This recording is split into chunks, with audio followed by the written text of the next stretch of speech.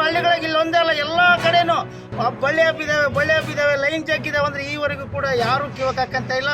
ಅದಕ್ಕೋಸ್ಕರ ಅಧಿಕಾರಿಗಳು ಎಚ್ಚೆತ್ತುಕೊಂಡು ರೈತರನ್ನ ಕೇವಲವಾಗಿ ಮಾತಾಡ್ದಂಗೆ ನಿಮ್ಮ ಜವಾಬ್ದಾರಿ ನೀವು ಕೆಲಸ ಮಾಡಿರಿ. ನೀವು ಕೆಲಸ ಮಾಡಿದ್ರೆ ನಾವು ಯಾಕೆ ಬರ್ತೀವಿ ಇಲ್ಲಿ? ನಾವು 5 ವರ್ಷದಿಂದ ನಾವು ಇಲ್ಲಿ ಇಲಾಖೆ ಮುಂದೆ ಬಂದಿಲ್ಲ. ಈಗ 1 ವರ್ಷ 2 ವರ್ಷದಿಂದ ನಮಗೆ ರೈತರಿಗೆ ಅನಾನುಕೂಲ ಆಗೈತೆ. ಕರೆಂಟ್ ಸರಿಗೆ ಬರ್ತಾ ಇಲ್ಲ, ಬಳ್ಳಿ ಹಬ್ಬಿದ್ದಾವೆ, ಎಲ್ಲ ಭೂಮಿಗೆ ಹೋಗುತ್ತೆ ಕರೆಂಟ್ ಅಂತ ಅವರೇ ವಿಜ್ಞಾನಿಗಳು ಹೇಳ್ತಾರೆ ಅಂತ ಹೇಳ್ತಾರೆ, ಆದರೆ ಕೆಲಸ ಮಾಡ್ತಿಲ್ಲ. ಅದಕ್ಕೋಸ್ಕರ ಬೇಜವಾಬ್ದಾರಿ ಮಾತಾಡದಲ್ಲೇ ರೈತರ ಹತ್ರ ಸೌಜನ್ಯವಾಗಿ ನಡ್ಕೊಳ್ರಿ. ನೀವು ರೈತರ ಮಕ್ಕಳೇ, ನೀವೇನು ಫಾರಿನಿಂದ ಬಂದಿಲ್ಲ, ಅಮೇರಿಕದಿಂದ ಬಂದಿಲ್ಲ, ರಷ್ಯಾದಿಂದ ಬಂದಿಲ್ಲ. ನಾವು ನಿಮ್ಮನ್ನು ಕೇಳಕ್ಕೆ ಬರ್ತೀವಿ, ನೀವು ಆಯ್ತು ಮಾಡ್ತೀವಿ ಅಂದರೆ ಮುಗಿದೋಯ್ತು. ರೈತರನ್ನ ಬೇಕಾಬಿಟ್ಟಾಗಿ ಮಾತಾಡಬೇಡ್ರಿ. ರೈತರನ್ನೇನನ್ನ ನೀವು ದಂಗೆ ಎಬ್ಬಿಸೋದಾದರೆ ಇವತ್ತೇನು ಉತ್ತರ ಕರ್ನಾಟಕದಲ್ಲಿ ಕಬ್ಬು ಬೆಳೆಗಾರರು ಹೆಂಗೆ ದಂಗೆ ಎದ್ದಿದ್ದಾರೆ, ಒಂದಲ್ಲ ಒಂದು ದಿವಸ ನಮ್ಮ ಚಿತ್ರದುರ್ಗ ಜಿಲ್ಲೆಯಲ್ಲಿ ರೈತರು ಕರೆಂಟ್ಗೋಸ್ಕರ ದಂಗೆ ಎದ್ದೇಳ್ತಾರಂತ ನೀವು ಮಾತ್ರ ಮರಿಬೇಡ್ರಿ. ರೈತರು ಸುಮ್ಮನೆ ಇರ್ತಾರೆ, ಎಷ್ಟುವರೆಗೆ ಸುಮ್ಮನೆ ಇರ್ತಾರೆ ಅಂತಂದರೆ ಅವ್ರ ತಾಳ್ಮೆ ಕಳ್ಕೊಂಡ ಮೇಲೆ. ಅವತ್ತು ಉತ್ತರ ಕರ್ನಾಟಕದಲ್ಲಿ ರೈತರು ತಾಳ್ಮೆ ಕಳ್ಕೊಂಡಿದ್ದಾರೆ, ಇಲ್ಲಿ ಕೂಡ ತಾಳ್ಮೆ ಕಳ್ಕೊಂತ ಇದ್ದಾರೆ. ಅದಕ್ಕೋಸ್ಕರ ರೈತರನ್ನ ಸರಿಯಾಗಿ ನಡೆದುಕೊಂಡು ನಿಮ್ಮ ಕೆಲಸ ನೀವು ಮಾಡ್ರಿ ಅಂತ ಹೇಳ್ತಾ ನಿಮಗೆ ಎಚ್ಚರಿಕೆ ಕೊಡಕ್ಕೆ ಬಂದಿದ್ದೀವಿ ನಾವು.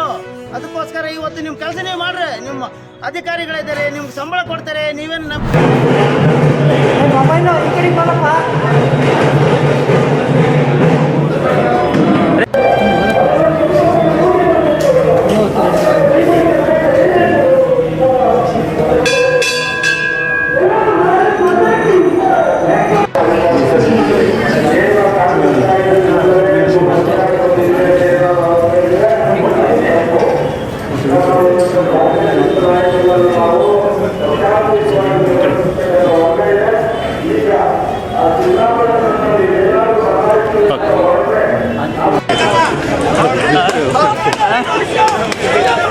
ಅದಕ್ಕೆ ದೂರ ಹೋಗ್ಬಿಟ್ಟಿದ್ದೀನಿ.